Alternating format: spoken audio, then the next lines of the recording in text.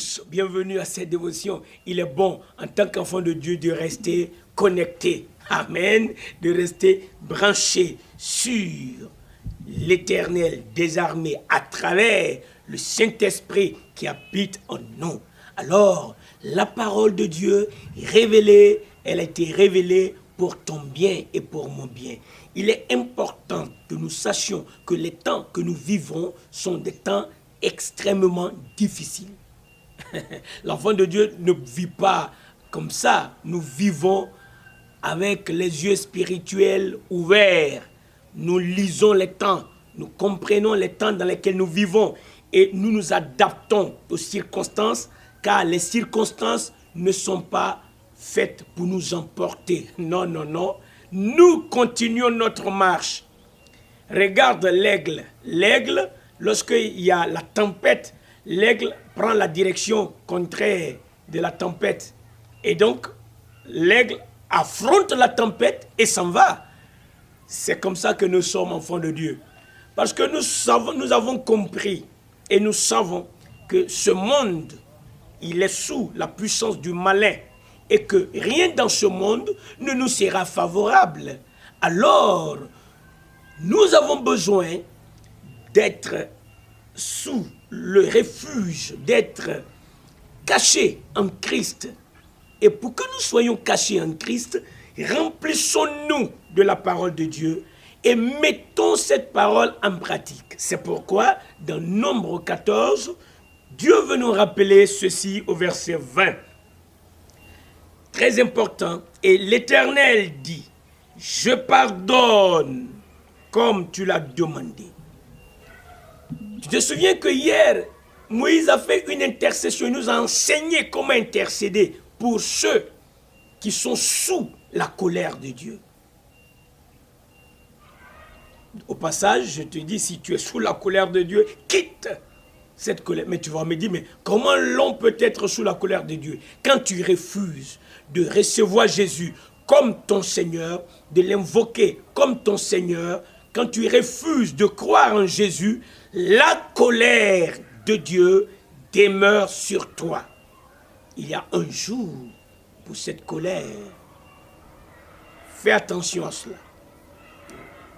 Quand tu as reçu Christ et que tu joues avec le salut de Dieu, attention, attention, nul ne peut se moquer de Dieu. Imagine-toi,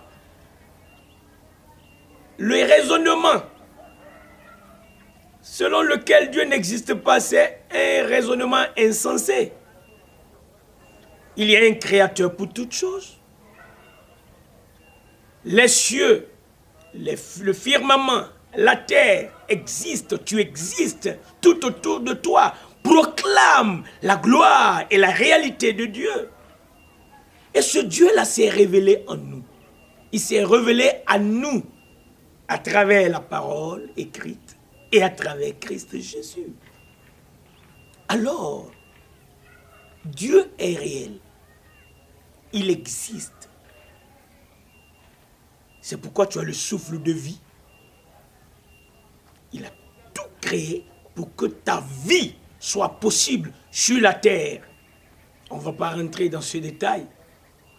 Mais quand tu choisis, malgré la manifestation de la puissance de Dieu, de mépriser Dieu, quand tu sais ce qu'il a fait, alors sa colère est aussi une réalité. Et tu la connaîtras, parce que tu l'auras désiré.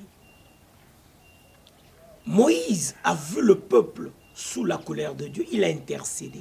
Et Dieu se révèle à Moïse, il dit, je pardonne. Oh, quelle bénédiction! Je pardonne. Lorsque nous prenons Psaume, nous allons prendre Psaume 103. Écoute ce que David dit. Mon âme bénit l'Éternel. Que tout ce qui est en moi bénisse son Saint-Nom.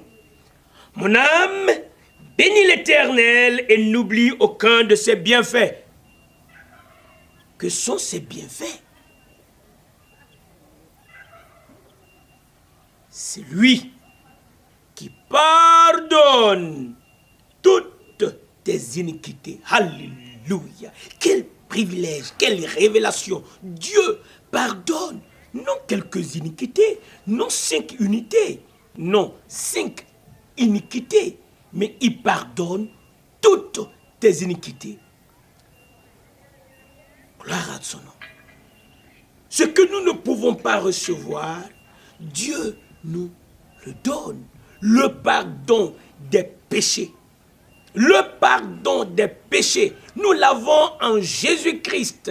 Nous l'avons de la part de Dieu. Lui seul peut pardonner nos péchés. Quand Moïse a intercédé, ce que l'homme ne pouvait pas donner à ce peuple, ce qu'eux ne pouvaient pas acquérir par leur effort, Dieu a dit, je pardonne. Alléluia. Nous avons un Dieu qui pardonne. Mais cela n'est pas le motif pour lequel tu vas mépriser Dieu.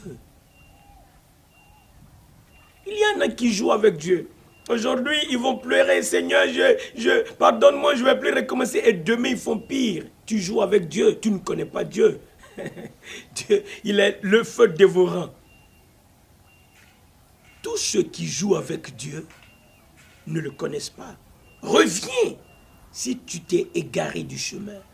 Toi qui as vu la gloire de Dieu, toi qui as vu la puissance de Dieu, n'oublie pas qu'il est un Dieu réel. Écoute ce qui est écrit là. Il dit, n'oublie aucun de ses bienfaits. C'est lui qui pardonne toutes tes iniquités, qui guérit toutes tes maladies. Dieu le fait. Il pardonne toutes tes iniquités, il guérit toutes tes maladies. Alors, nous avons cette révélation de la part de Dieu. C'est pourquoi, toi qui n'as pas encore reçu Christ, ne te culpabilise pas. Dieu te pardonne. Il pardonne toutes tes iniquités. C'est pourquoi maintenant, viens. Il a fait quelque chose pour te montrer qu'il a pardonné tes iniquités. Qu'est-ce qu'il a fait au juste? Jésus-Christ est mort. Il a été flagellé, son sang coulé. Il a été crucifié, son sang coulé. Il a rendu son esprit. Il est mort pour tes péchés. Et la Bible dit qu'à tous son péché sont privés de la gloire de Dieu. Alors, quand tu étais dans tes péchés, Dieu a montré son amour pour toi en ce que Christ est mort pour toi quand tu étais encore dans les péchés. Donc, le sang de Jésus, c'est le sang qui nous permet d'avoir le pardon de nos péchés. Viens à Jésus sur la base de ce que son sang est versé pour tes péchés. Et tu auras le pardon des péchés. Il pardonne nos iniquités.